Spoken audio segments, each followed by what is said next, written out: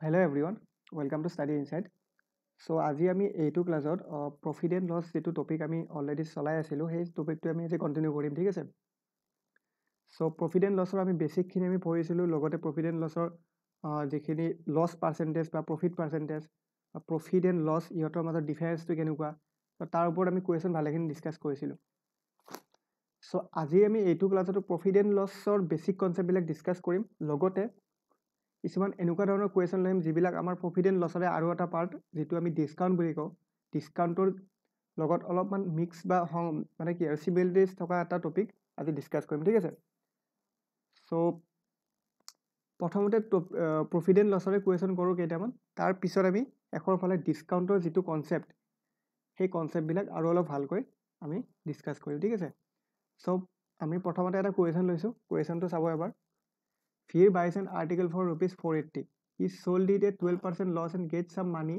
And from the money, he again buys an article and then he sold at 25% profit. What was the profit percentage he got from their transaction? ঠিক আছে so basically ইয়াত ট্ৰেনজেকশ্যনৰ কথা সুধিছে profit ট্ৰেনজেকশ্যনৰ যদি গোটেই প্ৰচেছটোত কিমান profit তেওঁ earn কৰিছিলে সেই কথাটো সুধিছে সো এইটো কুৱেশ্যন নৰ্মেলি অলপমান কমপ্লিকেটেড হয় যদি আমি নৰ্মেলি পঢ়িব যাওঁ এই কুৱেশ্যনটো অলপমান কমপ্লিকেটেড দেখা পাম হয় কিন্তু আমি যিবিলাক অলৰেডি শ্বৰ্ট ট্ৰিক শিকি আহিছোঁ প্ৰফিট এণ্ড লছৰ বা লগতে আমি ইয়াৰ আগত যিটো টপিক ৰেচিঅ' এণ্ড প্ৰপৰ্শ্যন সো সেইবিলাকৰ যিটো শ্বৰ্ট ট্ৰিক হয় সেইবিলাক ট্ৰিক আমি ইউজ কৰি পেলাই এই কুৱেশ্যনটো অলপ ইজিলি কৰিব পাৰিম ঠিক আছে সব কেনেকৈ কৰোঁ চাই থাকিব এবাৰ সব কৈছে কি এবাৰ সেইটো চাব ভিৰ বাইছ এন আৰ্টিকল ফৰ ৰুপিজ 480 ঠিক আছে 480 টকাত এটা আৰ্টিকল ভিৰে ক্ৰয় কৰিছিলে ইয়াত মই 480 বুলি লিখিছোঁ তাৰপিছত চাব he sold it at 12% loss and he gets some money and from the money he again buys an article and then he sold at 25% profit ঠিক আছে কি কৈছে প্ৰথমতে তেওঁ সেই আৰ্টিকলটো 12% লছত বিক্ৰী কৰিছিলে তো 12% লছ মিনছ আমি -12% লিখি দিব পাৰোঁ ঠিক আছে so 12% loss then gets some money and from the money he again buys an article and then he sold at 25% profit so 12% লছত যেতিয়া বিক্ৰী কৰিলে তাৰপিছত কি কৰিলে কিবা এটাতো পইচা পাব ন তেওঁ লছতে বিক্ৰী কৰিছে এনেকুৱা নহয় যে 1 টকাও তেওঁৰ হাতত নাই সেনেকুৱাটো নহয় তো যি পইচা পাইছিলে সেই পইচাটোৰ পৰা তেওঁ কি কৰিলে আকৌ এটা আৰ্টিকল কিনিলে তাৰপিছত তেওঁ আকৌ সেই আৰ্টিকলটো আকৌ 25% প্ৰফিটত বিক্ৰী কৰিলে so 12% লছ আছিল প্ৰথমতে ইয়াত এটা মানি এটা পালে তেওঁ সেই মানিটোৰ পৰা আকৌ তেওঁ কি কৰিলে 25% প্ৰফিটত তেওঁ বিক্ৰী কৰিলে তো 25% প্ৰফিট বুলি মই ইয়াত দি দিছোঁ 25% প্ৰফিট আৰু 25% আমি প্লাছ বুলি কিয় দিছোঁ কাৰণ এইটো আমাৰ প্ৰফিটত আছে 12% আমাৰ লছত আছিলে যাৰ কাৰণে এইটো আমি মাইনাছ বুলি দিছিলোঁ সো 12%টোক আমি কি কৰিম 3/25 হিচাপে লিখিব পাৰিম যিটো আমাৰ মাইনাছত আহিব আৰু 25%টোক আমি 1/4 যিটো আমি প্লাছত আহিব ঠিক আছে ডেট মিনছ আমি কি বুজিলোঁ এইটো যিটো আছিল এইটো ইনিচিয়েল মানি আছিল হাতত 480 টকা আছিলে এণ্ড শেষত যিটো মানি তেওঁৰ হাতত ৰ'ব 25% লাভত বিক্ৰী কৰাৰ পিছত সেইটো আহিব ফাইনেল মানি ঠিক আছে সো এনেকুৱা কুৱেশ্যন আমি কি কৰোঁ এই যিটো ৰেচিঅ' ওলাইছিলোঁ এই ৰেচিঅ'কেইটাক আমি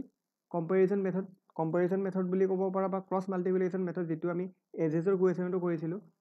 সো সেই প্ৰচেছটো আমি ইয়াত ইউজ কৰিম সো ইয়াত তলত কি আছে 25 লছ মিনছ কি হ'ব 25ৰ পৰা 3 এটা আমি মাইনাছ কৰিব লাগিব ডেট মিনছ এইটো যদি কষ্ট প্ৰাইচ হয় এইটো আমাৰ চেলিং প্ৰাইচ হ'ব ঠিক আছে সেম আমি এইটোতো চাব লাগিব 25% যিটো আমাৰ লাভত বিক্ৰী কৰিছিলে তো সেইটো চাব লাগিব য'ত আমাৰ 4টো আমাৰ কি বুলি ক'ম কষ্ট প্ৰাইচ বুলি ক'ম আৰু যিটো আমাৰ চেলিং প্ৰাইচ ডেট মিনছ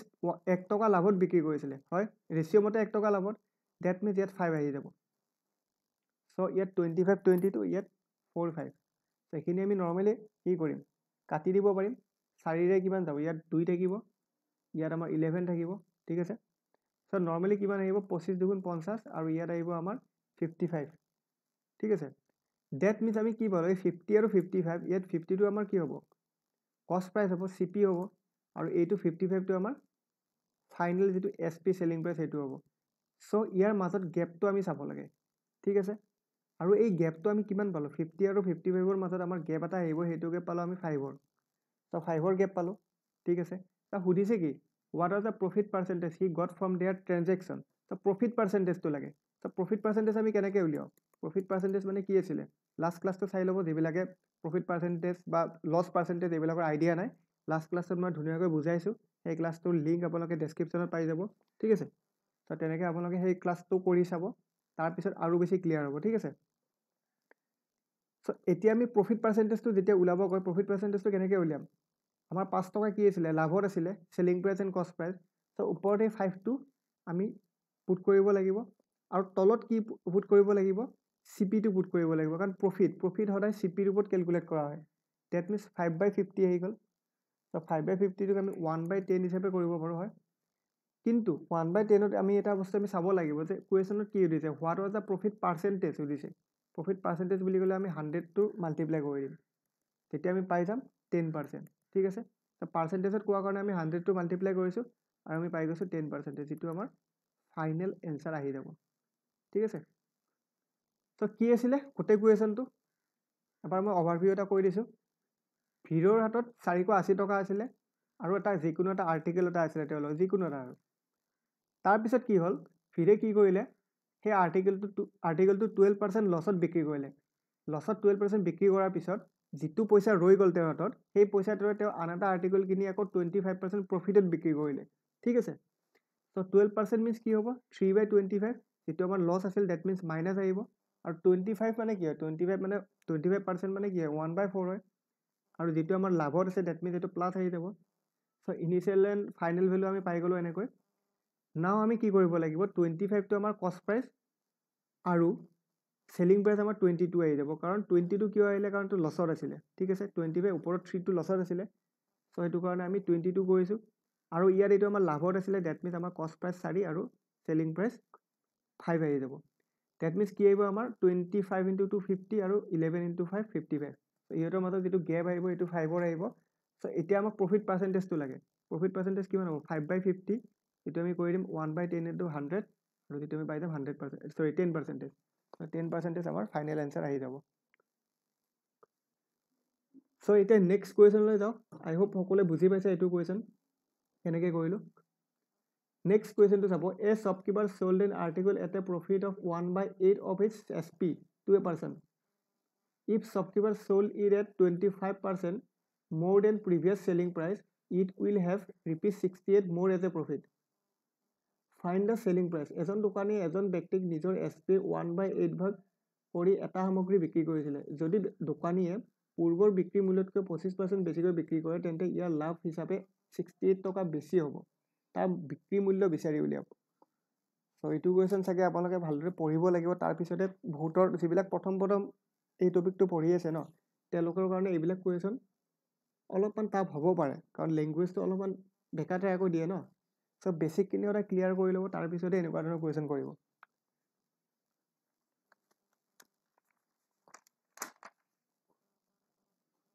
কি আছে a shopkeeper sold an article at a profit of 1/8 চ' এটা কাম কৰোঁ 1/8 অফ ইটছ SP বুলি কৈছে চ' আমি কি কৰিম লেট SP = 8 ঠিক আছে আৰু 1/8 আছিলে 1/8 ডেট মিনছ কি হয় 1/8 ওপৰতো আমি কি কৰিম প্ৰফিট বা লছত ধৰিম চ' ইয়াত প্লাছত আছে ডেট মিনছ প্ৰফিট আমাৰ কিমান হ'ব 1 হ'ব আৰু আমাৰ CP যিটো কষ্ট প্ৰাইচ কাৰণ SP আমি 8 পাই গ'লোঁ কাৰণ এইটো আমি ৰেচিঅ'ৰ পৰা পাইছিলোঁ 1/8 আছিলে আৰু ইয়াত কি কৈছে sold an article at a profit of 1/8 of each SP চ' এইটো এটা ট্ৰিক হয় ইয়াত SP নৰ্মেলি আমি যিটো প্ৰফিট বা লছ কেলকুলেট কৰোঁ সদায় CPৰ ওপৰত কেলকুলেট কৰোঁ ঠিক আছে বাট এইটো কুৱেশ্যনত কৈ দিছে যে SPৰ ওপৰত আমি কেলকুলেট কৰিম যাৰ কাৰণে আমি ইয়াত SP 8 বুলি ধৰিছোঁ প্ৰফিট অভিয়াছলি 1 হ'ব ওপৰত যিটো ভেলু এইটো প্ৰফিট থাকিব প্ৰফিট বা লছ আৰু যদি প্লাছ থাকে প্ৰফিট মাইনাছ থাকিলে লছ তাৰপিছত আমি কষ্ট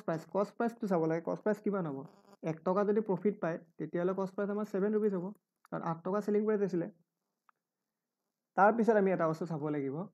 if shopkeeper sold it at 25% more than the previous selling price এতিয়া আকৌ শ্বপকিপাৰে 25% বেছি চেলিং প্ৰাইচত কি কৰে বিক্ৰী কৰে তেতিয়া আমাৰ যিটো নিউ SP আহি যায় সেইটো আমাৰ আহি যায় 10 নিউ SP যদি 10 আহি যায় 10 কেনেকৈ আহিলে এইটো চাব 25% মানে কি হয় 1/4 হয় ঠিক আছে চ' 1/4 আমাৰ 25% অফ 8 চাব লাগিব সো 8ৰ 25% কিমান হয় 2 হয় হয়নে নহয় 25% অফ 8 যদি মই চাওঁ আমি এইটো কিমান পাম 2 পাম হয় সো সেই 2টো আমি SP প্লাছ কৰি দিছোঁ আৰু যেটো আমাৰ নিউ সেলিং প্ৰাইস হৈছে কাৰণ নিউ সেলিং প্ৰাইসৰ কথা কৈছে ইয়াত if shopkeeper sold it at 25% more than the previous selling price so new selling price আমাৰ 10 হ'ব so ইয়াত new profit আহিব selling price যেতিয়া বেছি হ'ল বা চেঞ্জ হ'ল আমাৰ profit টো আমাৰ চেঞ্জ হৈ যাব so new profit কিমান হ'ব এতিয়া 3 টকাৰ হ'ব আগত কিমান আছিল 1 টকা এতিয়া 3 টকা আৰু CP টো obviously একেই থাকিব cost price তো একো ডিফাৰেন্স নাই ইয়াত selling price চেঞ্জ হৈছে so CP আমাৰ 7 এ থাকিব লগতে আমাৰ old যেটো profit আছিলে new profit and old profit so old profit টো কিমান আছিলে আমাৰ old profit আমাৰ 1 rupees আছিলে ঠিক আছে so 1 লিখিছো আমি so 3 আৰু 1 new profit আৰু old profit ঠিক আছে এতিয়া এটা কথা আমি চাব লাগিব ইয়াত কি কৈছে এটো চাব লাগিব if shopkeeper sold it at 25% more than the previous selling price it will have rupees 68 more as profit okay so new profit আৰু old profit ৰ মাজত যেটো ডিফাৰেন্স কিমান হয় ইহতৰ মাজত যেটো ডিফাৰেন্স আহিব হেতু 2 আহিব কাৰণ 3 আৰু 1 ৰ মাজত কিমানৰ ডিফাৰেন্স থাকে 2 ডিফাৰেন্স থাকে হয় so এই 2 ডিফাৰেন্সটো আমি ইয়াত লিখি দিছো আৰু কোৱেশ্চনটোত কৈছে যে সেই আমাৰ ৰেশিওৰ পৰা পোৱা 2 ডিফাৰেন্স আমাৰ কোৱেশ্চনৰ মতে কিমানৰ হয় 68 ৰ ডিফাৰেন্স হয় ঠিক আছে so আমাৰ 2 যদি 68 ৰ ইকুৱেল হয় তেতিয়ালে আমাৰ 1 আমাৰ 34 ৰ ইকুৱেল হ'ব ঠিক আছে আমাৰ 1 34 ৰ ইকুৱেল হ'ব তাৰ পিছত আমি চাম find the selling price okay ইয়াৰ আমাক ডাইৰেক্ট selling price টো দিছে তো selling price টো কেনেকৈ কৰিম 1 যদি 35 ৰ ইকুৱেল হয় আমাৰ SP কিমান আছিল 8 আছিল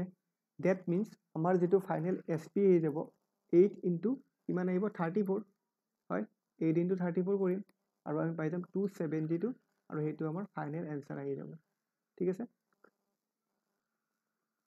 সো কোৱেশ্চনটো কি আছিল এটা ওভাৰভিউ মই আকৰবাৰ দি দিছো আমি যেটো SP আছিল হেতু আমি 8 দিয়া আছিল কাৰণ কোৱেশ্চনৰ 1/8 অফ ইজ SP বুলি কৈছিলে তাৰ পিছত SP যেতিয়া 8 হ'ব ওপৰটো প্ৰফিট 1 আহি যাব আৰু কষ্ট প্ৰাইস আমি তাৰ পিছত 7 পাই যাম ঠিক আছে তাৰ পিছত কি ক'লে সেই শ্বপকিপাৰ জনে 25% more than the previous selling price বস্তুটো বিক্ৰী কৰিলে বুলি ক'লে সো আগৰ selling priceৰ 25% বেছিকৈ বুলি ক'লে সো 8 ৰ 25% কিমান হ'ব 2 হ'ব সো আমি কি কৰিম নিউ selling price টো তাৰ পৰা উলিয়াই লম নিউ selling price টো কিমান হ'ব 8 plus 2 10 আহি যাব ঠিক আছে আহি গ'ল ইয়ালৈ তাৰ পিছত চাব তে নিউ selling price যেতিয়া 10 তেতিয়ালে নিউ প্ৰফিটও চেঞ্জ হ'ব নিউ প্ৰফিট কিমান হ'ব আমাৰ CP যদি 7 হয় আৰু selling price যদি 10 হয় তেতিয়ালে আমাৰ নিউ প্ৰফিট হ'ব 3 আৰু আমাৰ old profit থাকিব 1 so নিউ প্ৰফিট আৰু old profitৰ মাজত যেটো ডিফাৰেন্স হেতু আহিব 2 ঠিক আছে আৰু সেই 2 টোৱে কৈছে 68 ৰ ইকুৱেল বুলি যদি 2 টো 68 ৰ ইকুৱেল তেতিয়ালে 1 টো আমাৰ 34 ৰ ইকুৱেল হ'ব so 1 টো যদি 34 ৰ ইকুৱেল তেতিয়ালে আমাক লাগে selling price তো selling price কিমান হ'ব 8 into 34 272 আৰু এটো আমাৰ ফাইনাল আনসাৰ ঠিক আছে তেতিয়ালে আমি আৰু এটা কোৱেশ্চন নতুন কোৱেশ্চন লৈ যাও Mayank sold 15 lemons in rupees 7 and incurred loss of 10%. How many lemons he must sell in rupees 28 to earn profit of 20%? So কি কৈছে Mayanke 15% কি কৰে sorry 15টা লেমন বা 15টা নেমু টেঙা 7 টকাত বিক্ৰী কৰে আৰু 10% লছ খায় ঠিক আছে that means SP of 1 lemon কি হ'ব চাব 15টা লেমন 7 টকা যদি বিক্ৰী কৰে এটা লেমন কিমান হ'ব 7/15 বিক্ৰী কৰিব সো হেতুৱে selling price of 1 lemon is 7/15 ঠিক আছে লিখিলো এটো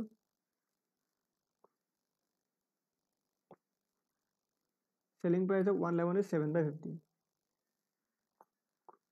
so আমাক লাগে how many lemons must he sell in 28 to earn profit of 20% এতিয়া আমি ইয়াত SP জানো CP নাজানো ঠিক আছে CP যেতিয়া নেজানো আমি বা কষ্ট প্ৰাইস যেতিয়া নেজানো হেতুক আমি 100 হিচাপে ধৰি লম ঠিক আছে অলৰেডি কৈছিলো চাগে মই এটো কথা CP ৰ কথা নাজানো CP আমি 100 হিচাপে ধৰিছো তাৰ পিছত কি কৈছে 10% লছ খোৱা বুলি কৈছে that means 90 CP 100 যদি হয় আৰু তাৰ 10% যদি লছ খায় তেতিয়ালে কিমান হ'ব 90 বেছি থাকিব সো সেই 90 টো আমাৰ কিমানৰ ইকুৱেল হ'ব 7/15 ৰ ইকুৱেল হ'ব ঠিক আছে 90 টো যদি 7/15 ৰ ইকুৱেল হয় তেতিয়ালে 1 টো কিমানৰ ইকুৱেল হ'ব 7/15 into 1/90 এখিনি সিম্পলিফাই কৰিলে সিম্পলিফাই এতিয়া নকৰো কাৰণ সিম্পলিফাই কৰি থাকিলে আমি বেছি ক্যালকুলেশন লং হৈ যাব আমি পঢ়ি চাম কুৱেশ্যনটোত আৰু কি কৈছে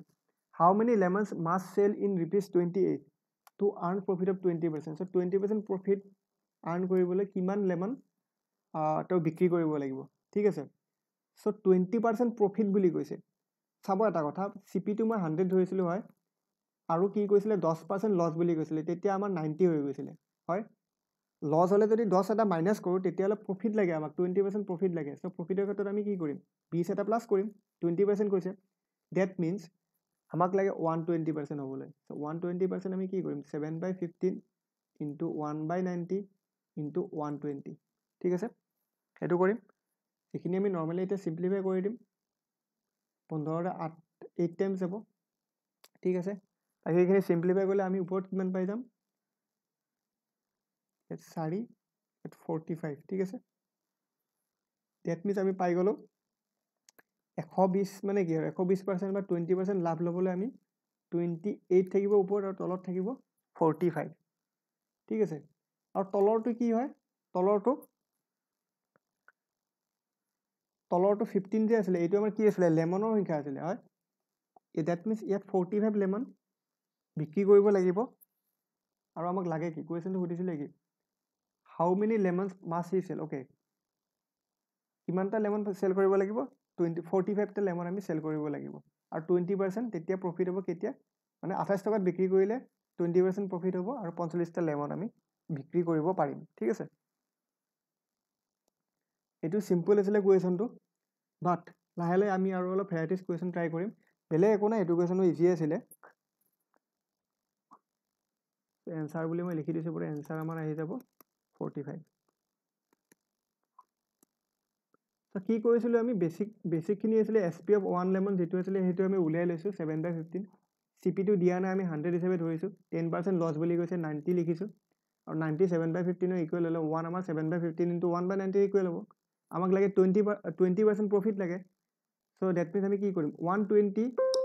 ইকুৱেল টু আমি পাই যাম 7/15 ইনটু 1/90 ইনটু 120 যিটো আমি চিম্প্লিফাই কৰিলে পাই যাম 28/45 আৰু ওপৰতো আমাৰ কি আছিলে ওপৰতো আমাৰ মানি আছিলে আৰু তলতো আমাৰ লেমনৰ সংখ্যা আছিলে ডেট মিনছ ইয়াত 45টো লেমনৰ সংখ্যা হ'ব আৰু 28 টকা আমাৰ মানি হ'ব ডেট মিনছ যিটো আমাক এনচাৰ সুধিছিলে ন হাউ মেনি লেমনছ সেইটো আহি যাব 45 ঠিক আছে অ'কে আৰু এটা কুৱেশ্যন দিছোঁ এইটো কুৱেশ্যন চাব ক'লে A fruit seller sold bananas at 35 rupees per dozen and incurred loss of 20%. How many bananas must he sell in ₹70 to earn profit of 20%? এজন ফল বিক্ৰেতাই প্ৰতি ডজনত 35 টকাৰ কল বিক্ৰী কৰিছিল আৰু 20% লছ খাইছিলে 20% লাভ কৰিবলৈ তেওঁ 70 টকাত কিমান কল বিক্ৰী কৰিব লাগিব ঠিক আছে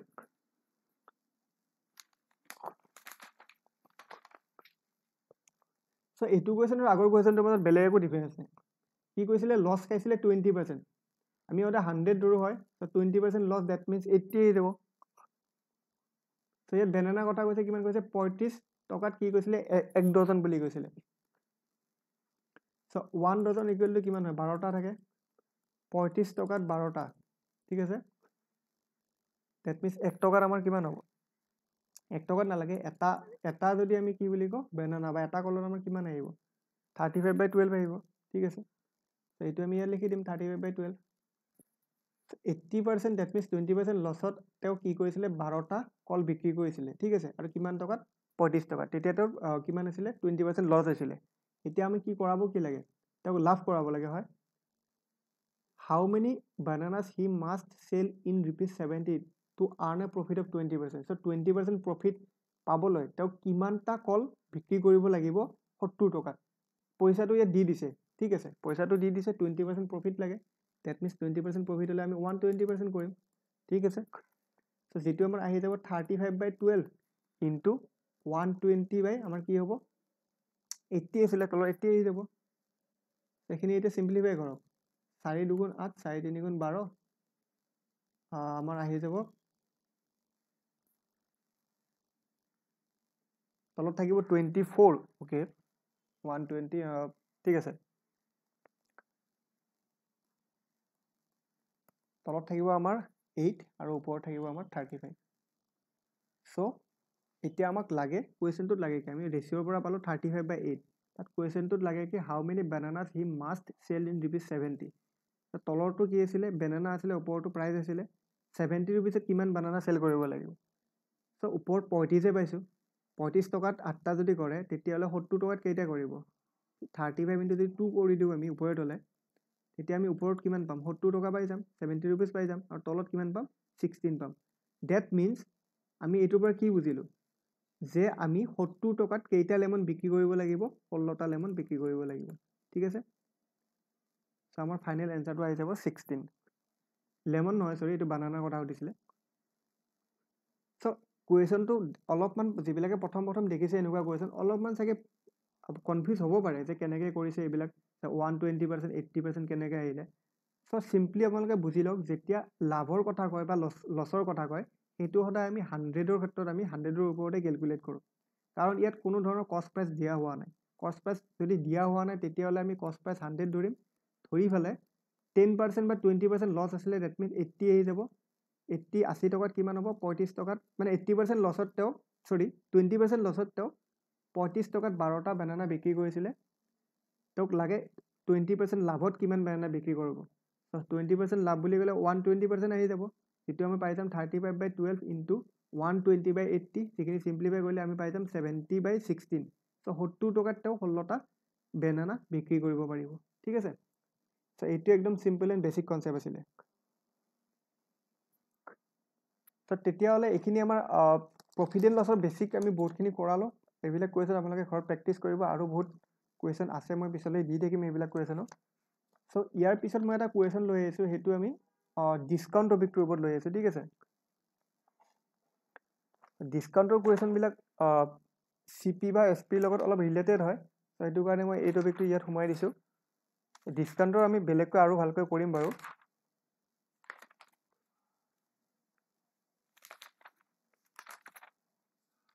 চ' কুৱেশ্যনটো পঢ়ি চাওক A dealer purchases a washing machine for ₹6600. After allowing a discount of 12% on its mark price, he still gains 10%. Find the mark price of the washing machine. So, dealer 6600 টকাত এটা washing machine ক্ৰয় কৰিলে। ইয়াৰ চিহ্নিত মূল্যত 12% ৰেহাই দিয়াৰ অনুমতি দিয়াৰ পিছত তেওঁ এতিয়াও 10% লাভ কৰে। So, washing machine চিহ্নিত মূল্য বিচাৰি উলিয়াব লাগে আমি। ঠিক আছে? So, ইয়াত কি হ'ব? দুই ধৰণৰ কথা কৈছে ডিসকাউন্টৰ আমি যেতিয়া টপিক আৰম্ভ কৰিম তেতিয়া আমি এটা কথা মাইন্ডত আমি সদায় ৰাখিব লাগিব সেইটো হ'ব এমপি ঠিক আছে এমপি মানে কি হয় মাৰ্ক প্ৰাইস যেটো আমি এমআৰপি বুলি কওঁ সেইটো আমি এমপি বুলি ইয়াত ডিসকাউন্ট টপিকটোত এটো এটা নতুন টাৰ্ম আহি যায় যেটো আমি প্ৰফিট এণ্ড লছত নৰমালি নেপাও সেইটো হ'ল মাৰ্ক প্ৰাইস ঠিক আছে সো এই মাৰ্ক প্ৰাইস আৰু কষ্ট প্ৰাইস ইহঁতৰ মাজত এটা ৰিলেচন আছে ঠিক আছে কি হয় মাৰ্ক প্ৰাইস বাই কষ্ট প্ৰাইস ইকুৱেল টু কি হ'ব 100 plus profit percentage by 100 minus discount percentage ঠিক আছে এইটো আমাৰ মাৰ্ক প্ৰাইস আৰু সিপিৰ মাজৰ এটা relation 100 plus profit percentage by 100 minus discount percentage আৰু আমি কুৱেশ্যনটোত চাম এতিয়া কি কৈছিলে এটা ওয়াশিং মেচিন 6600 টকাত কিনিছিলে তাৰ পিছত তেওঁ ডিসকাউন্ট কিমান পাৰ্চেন্টৰ আছিলে 12% that means d equal to 12% ঠিক আছে তাৰ পিছত কি আছে হি ষ্টিল গেইন 10% গেইন মিন্স কি হয় গেইন মিন্স সদায় প্ৰফিট হয় ঠিক আছে সো গেইন বুলি কৈছে দ্যাট মিন্স প্ৰফিট আমাৰ 10% আহি যাব সো 10% প্ৰফিট হৈ গল এতিয়া আমাক কৰিব কি লাগে এতিয়া আমাক খুদিছে কুৱেশ্যনটোত কি দিছে find da mark price of the washing machine আমাক এই মাৰ্ক প্ৰাইসটো লাগে ঠিক আছে সো এই ফৰ্মুলাটো আমি বহুৱাই দিম এতিয়া কি হ'ব এমপি বাই সিপি equal to 100 plus profit percentage কিমান আছিল 10% 10 হৈ গল আৰু CP কিমান হ'ব 100 minus 12% হয় কাৰণ ডিসকাউন্ট পাৰ্চেন্টেজ লাগে 100 minus 12 এটো আমি পাই যাম 110/88 ঠিক আছে সো আমাৰ MP by CP ৰেশিওটো আমি ইয়াত পাই গলো 110/88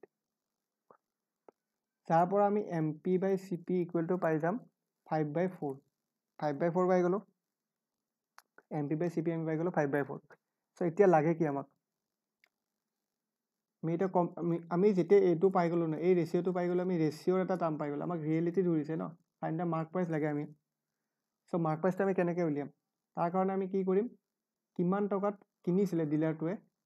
সেইটো চাম কিমান টকাত কিনিছিলে 6600 টকাত কিনিছিলে ডেট মিনছ ডিলাৰৰ সেইটো আছিলে কষ্ট প্ৰাইচ চ' কষ্ট প্ৰাইচ CP 4টো আমাৰ কুৱেশ্যনৰ মতে কিমান হয় 6600 ইকুৱেল হয় 6600 ইকুৱেল ডেট মিনছ আমাৰ 1টো কিমানৰ ইকুৱেল হ'ব 1650 ইকুৱেল হ'ব ঠিক আছে চ' আমাক লাগে কি মাৰ্ক প্ৰাইচ লাগে মাৰ্ক প্ৰাইচ কিমান আছিলে 5 আছিলে আমি 5টো মাল্টিপ্লাই কৰি দিম 1650 ইনটু 5 সেইটো আমি পাই যাম 8250 আৰু যেটো আমাৰ final mark price of the ৱাশ্বিং মেচিন হ'ব চ' আমাৰ যেটো এনসাৰ আহি গ'ল সেইটো আহি গ'ল 8250 ঠিক আছে